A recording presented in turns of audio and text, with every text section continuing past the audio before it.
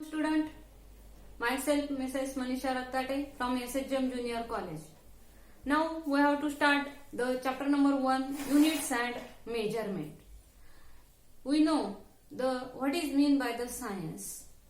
In the introductory lecture we have to discuss on that point.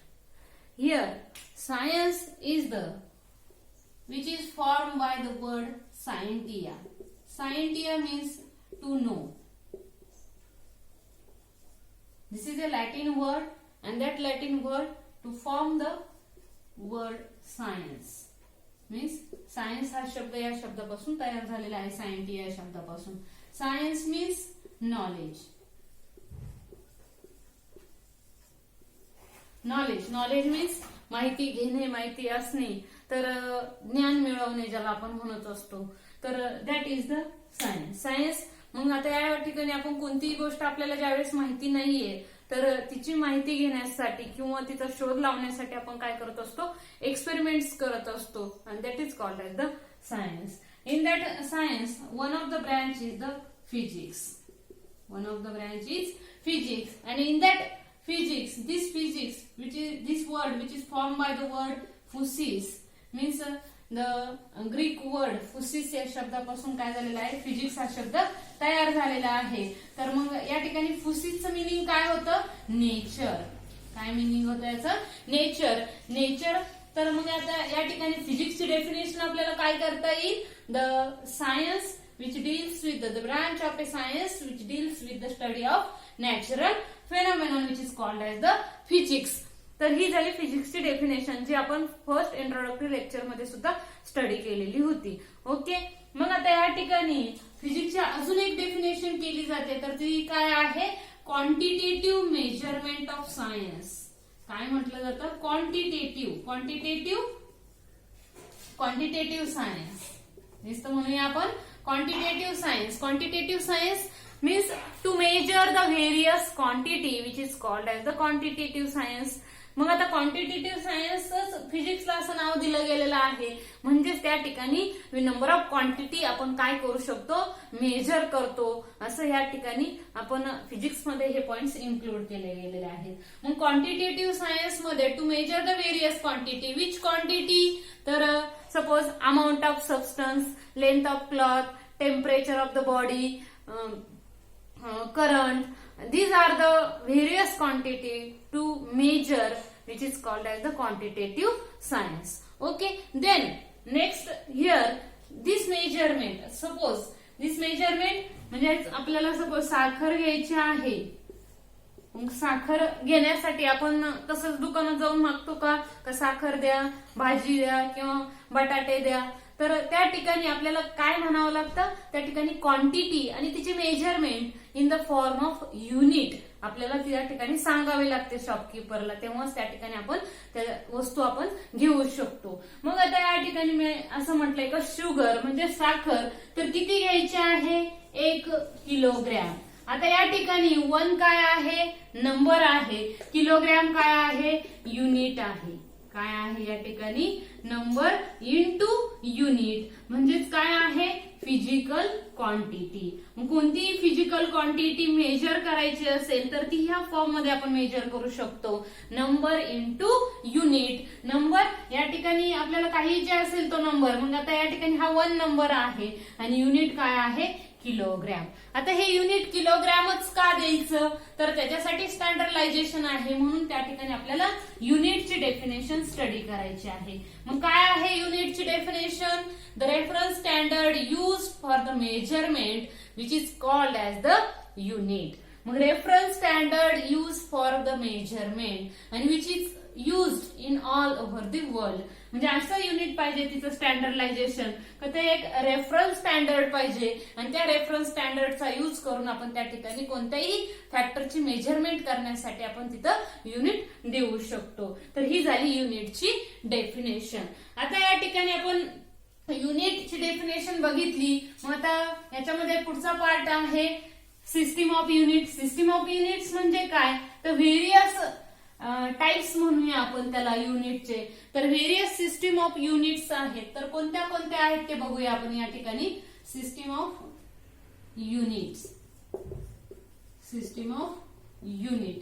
मग आता system of unit मध्ये बघा, या ठिकाणी पहिला आहे CGS, सेकंड आहे MKS, थर्ड आहे FPS आणि फोर्थ आहे SI. ओके. आता या ठिकाणी पहिलं जे आहे CGS. आता C फॉर काय आहे? सेंटीमीटर. काय आहे? Centimetre gram second. Centimetre gram second. MKS काय आहे? Metre kilogram second. FPS काय आहे? Foot pound second. Foot pound second. आणि SI काय आहे? सिस्टीम इंटरनॅशनल म्हटलेलं आहे किंवा इंटरनॅशनल सिस्टीम असं म्हटलेलं आहे. तर सिस्टीम इंटरनॅशनल म्हणून त्याला SI असं म्हटलेलं आहे. आता या ठिकाणी पहिले 3 जे आहेत तर ते तुम्हाला माहिती आहे का, जे तुम्ही रिसेंटली म्हणजे माग 8, 9, 10 स्टँडर्ड मध्ये यूज केलेले असू शकतील, CGS, MKS, FPS. बट फक्त नवीन तुम्हाला SI ही सिस्टीम आहे का जी 1971 मध्ये 14th इंटरनॅशनल जे काही कॉन्फरन्स झालं तर त्यामध्ये त्या ठिकाणी तिचं आपण काय केलेलं आहे, तिच्यावरती कॉन्फरन्स झालेली आहे. ते युनिट त्या ठिकाणी डिस्कवर्ड केलेलं आहे का ज्याला सिस्टीम इंटरनॅशनल युनिट असं म्हटलेलं आहे. म्हणजेच काय तर इंटरनॅशनल लेव्हलवरती ह्या युनिटचं ऍक्सेप्ट केलेलं आहे म्हणून त्याला सिस्टीम इंटरनॅशनल युनिट असं म्हटलेलं आहे. आणि which is equivalent to MKS. Which is equivalent to MKS system आहे. म्हणून त्या ठिकाणी आपण याला ऑल ओव्हर वर्ल्ड मध्ये त्या ठिकाणी मान्यता दिलेली आहे या SI सिस्टीमला. आले लक्षात? CGS, MKS आणि FPS. Centimetre gram second, metre kilogram second, foot pound second. या पद्धतीने हे त्याचे काय आहे? शॉर्ट फॉर्म आहे. तर हे आहे system of unit. Okay. Then next त्या ठिकाणी आहे सिस्टीम ऑफ युनिट झाल्यानंतर आता या ठिकाणी सेंटीमीटर कशासाठी मेजरमेंट करतो आपण, म्हणजे कशासाठी यूज करतो? लेंथ मेजर करण्यासाठी. ग्रॅम म्हणजे आपण मास मेजर करण्यासाठी. आणि हे कशासाठी मोजतो आपण? टाइम मेजरमेंट साठी. आलंय लक्षात?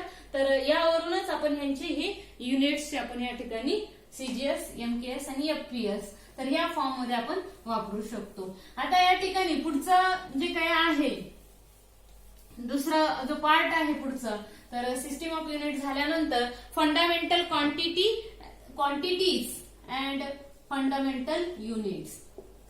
Fundamental quantities. What is mean by fundamental quantities? तर या ठिकाणी फंडामेंटल क्वांटिटीज कोणत्या आहेत ते बघूया आपण. मग काय आहे फंडामेंटल क्वांटिटीज? तर which do not depend on any other quantity for their measurement. Any other quantity for their measurement means what? ही ज्या काही क्वांटिटी आहे फंडामेंटल क्वांटिटी कुणाला म्हणायचं का ज्या क्वांटिटी मेजरमेंट साठी इतर कुणावरही अवलंबून नाहीत त्यांना आपण फंडामेंटल क्वांटिटी म्हणत असतो. आलंय लक्षात? सपोज लेंथ कॅल्क्युलेट करायची आहे, एखादा तुम्हाला काहीतरी दिलंय दोरी आणि तुम्हाला सांगितलं हिची लांबी मोजा.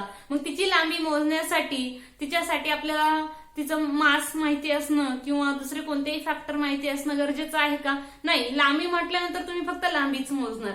हा पेन आहे, या पेनची तुम्हाला लांबी मोजायला लावल्यावर तुम्ही बरोबर स्केलनी तिची लांबीच त्या ठिकाणी मोजणार. तर म्हणजेच काय म्हटलेलं आहे का which do not depend on any other quantity for measurement. Measurement साठी या इतर कुणावरतीही अवलंबून नसतात त्यांना म्हटलेलं आहे फंडामेंटल क्वांटिटीज. तर मग त्या किती आहेत? 7 बेसिक फंडामेंटल क्वांटिटी आहे. किती आहे? 7 बेसिक फंडामेंटल क्वांटिटीज. मग कोणत्या कोणत्या आहेत त्या मी या ठिकाणी त्या नोट करते. पहिली त्या ठिकाणी आहे लेंथ, त्याच्यानंतर आहे मास, त्यानंतर आहे टाइम, नंतर आहे टेम्परेचर, त्याच्यानंतर आहे करंट, त्याच्यानंतर आहे luminous intensity, amount of substance. किती झालंय बघा या ठिकाणी 1 2 3 4 5, 6 आणि 7. तर किती क्वांटिटीज आहेत या? 7 बेसिक क्वांटिटी आहे का? ह्या क्वांटिटी मेजरमेंट साठी इतर कुणावरतीही अवलंबून नाहीत, म्हणून यांना म्हटलेलं आहे फंडामेंटल क्वांटिटी. मग आता पुढचा पॉइंट याच्यामध्ये येतो, फंडामेंटल युनिट कशाला म्हणायचं? Fundamental unit. मग fundamental unit, the unit which is use to measure the fundamental quantity. असं युनिट का जे मेजरमेंट कशाची करतं? फंडामेंटल क्वांटिटीची. तर त्याला म्हटलेलं आहे फंडामेंटल युनिट. मग लेंथ साठी काय आहे? मीटर. याचा युनिट घेतोय आपण या ठिकाणी. मास किलोग्रॅम, त्याच्यानंतर time second, temperature kelvin, current ampere, luminous intensity candela, amount of substance mole. तर हे काय झाले त्याचे? मी त्या ठिकाणी नोटेशन्स लिहायचे होते, इथं मला फक्त सिम्बॉल. तर मी काही शॉर्ट मध्ये या ठिकाणी मेन्शन केलेले आहे. टेक्स्टबुक मध्ये याचे चार्ट तुम्हाला दिलेला आहे, तर तो चार्ट व्यवस्थित बघायचा आहे. सिम्बॉल आणि त्याचे नावं शॉर्ट मध्ये त्या ठिकाणी नावं पण दिलेले आहेत, सिम्बॉल पण दिलेले आहेत, तर ते बघून घ्यायचं. तर तुमच्या लक्षात येईलच आता का length metre, mass kilogram, time second, temperature kelvin, current ampere, luminous intensity candela, amount of substance mole. तर एवढ्या ह्या 7 बेसिक क्वांटिटीज आहेत आणि ह्या क्वांटिटीज साठी हे जे काही युनिट आहे त्याला म्हटलेलं आहे फंडामेंटल युनिट. जे युनिट फक्त फंडामेंटल क्वांटिटीची मेजरमेंट करण्यासाठी वापरतो त्यांना आपण फंडामेंटल युनिट असं म्हणत असतो. The unit which is use to measure the fundamental quantity. Okay, आता या ठिकाणी फंडामेंटल क्वांटिटी तुम्हाला समजलेली असेल. तर पुढचा पॉइंट आहे derived quantity and derived units. काय आहे डिराइव्हड क्वांटिटी आणि डिराइव्हड युनिट्स बघा.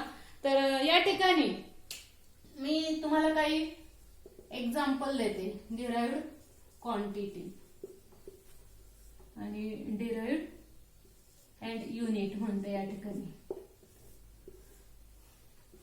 which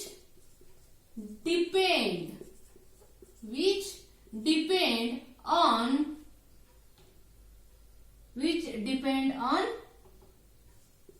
other quantity for measurement, for their measurement.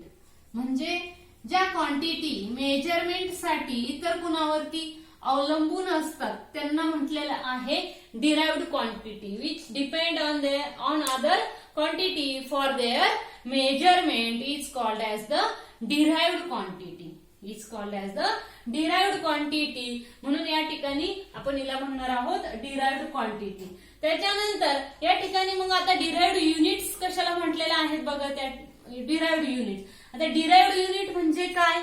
The unit which is used to measure the derived quantity which is called as the derived unit. Derived quantity समजलंय, which depend on other quantity which is called as the. मग other कोणत्या आहेत? तर या ज्या काही fundamental quantities झाल्या आता सांगितलं मी तुम्हाला, तर त्या क्वांटिटीवरती ह्या क्वांटिटी डिपेंड असतात म्हणून त्यांना डिराइव्हड क्वांटिटी म्हणतो आपण. फॉर एक्झाम्पल, मी या ठिकाणी एक एक्झाम्पल देते तुम्हाला. वेलॉसिटी. काय वेलॉसिटीचा formula? Displacement upon time. Displacement म्हणजेच काय? ज्या ठिकाणी आपण लेंथ म्हणूया, किती लांब गेला तो व्यक्ती, तर ते डिव्हायडेड बाय टाइम. बरोबर, डिस्प्लेसमेंट अपॉन टाइम. पण आता डिस्प्लेसमेंट म्हटल्यानंतर आपण डिस्प्लेसमेंट काही बघितलं नाही तुम्ही म्हणाल फंडामेंटल मध्ये, म्हणून मी त्या ठिकाणी डिस्प्लेसमेंटला सेम वर्ड इथं लेंथ यूज केला. मग काय झालंय? Length upon time. आता लेंथ आणि टाइम हे फॅक्टर कोणते आहेत? हे फंडामेंटल क्वांटिटीज आहे. म्हणून वेलॉसिटीची डेफिनेशन जर अशी होती, म्हणजे वेलॉसिटी काय झाली? या फॅक्टर्स वरती डिपेंड आहे, म्हणून वेलॉसिटी काय झाली? डिराइव्हड क्वांटिटी झाली. म्हणून याचं युनिट काय येणार आहे? मीटर पर सेकंड. ते असंही लिहिलं जाऊ शकतं, मीटर पर सेकंद. तर हे झालं एक. त्याच्यानंतर मी म्हटलंय मोमेंटम. मोमेंटम काय आहे? Mass into velocity. Mass fundamental quantity आहे, वेलॉसिटी पुन्हा लेंथ अपॉन टाइम. म्हणजे सर्व फॅक्टर्स काय झाले? तर ते सुद्धा काय झाले या ठिकाणी? फंडामेंटल फॅक्टर्स झाले. मग मी या ठिकाणी एम, त्याच्यानंतर लेंथ म्हणते आणि खाली टाइम म्हणते, म्हणजे तिथं काय झालं? KG metre per second. हे त्याचं युनिट झालं मोमेंटमचं. आलंय लक्षात? तर ह्या क्वांटिटी काय झाल्या मग व्हेलॉसिटी मोमेंटम ह्या काय झाल्या डिराइव्ड क्वांटिटी झालेल्या आहेत आणि ह्या डिराइव्ड क्वांटिटी कशावरती डिपेंड आहे तर 7 बेसिक फंडामेंटल क्वांटिटीज वरती डिपेंड आहे. आलं लक्षात सर्वांच्या. आता या ठिकाणी हे जे काही तुम्ही युनिट्स मी तुम्हाला अशाच ठिकाणी सांगितले आहे तर याचा एक मोठा चार्ट टेक्स्टबुक मध्ये दिलेला आहे. तर तो टेक्स्टबुक मधला चार्ट व्यवस्थित बघा. सगळे एक्झाम्पल्स त्या ठिकाणी दिलेले आहेत. फक्त एक्झाम्पल आणि त्याचे पुढचे जे काही सिम्बॉल्स आहेत तेवढेच बघा. बाकीचं डायमेन्शनल अनालिसिस बघण्याची काही गरज नाही. फक्त दिलेलं जे काही एक्झाम्पल आहे त्याचा तो फॉर्म्युला कसा तयार झाला तेवढं त्या ठिकाणी बघायचं आहे. तर अशा पद्धतीने हे झाले derived quantity and derived unit. पुढचा जो पार्ट आहे तो आहे सप्लिमेंटरी युनिट्स. तर सप्लिमेंटरी युनिट आपण नेक्स्ट लेक्चरला बघणार आहोत. तर आपण या ठिकाणी आजचं लेक्चर या ठिकाणी थांबूया. Okay, thanks.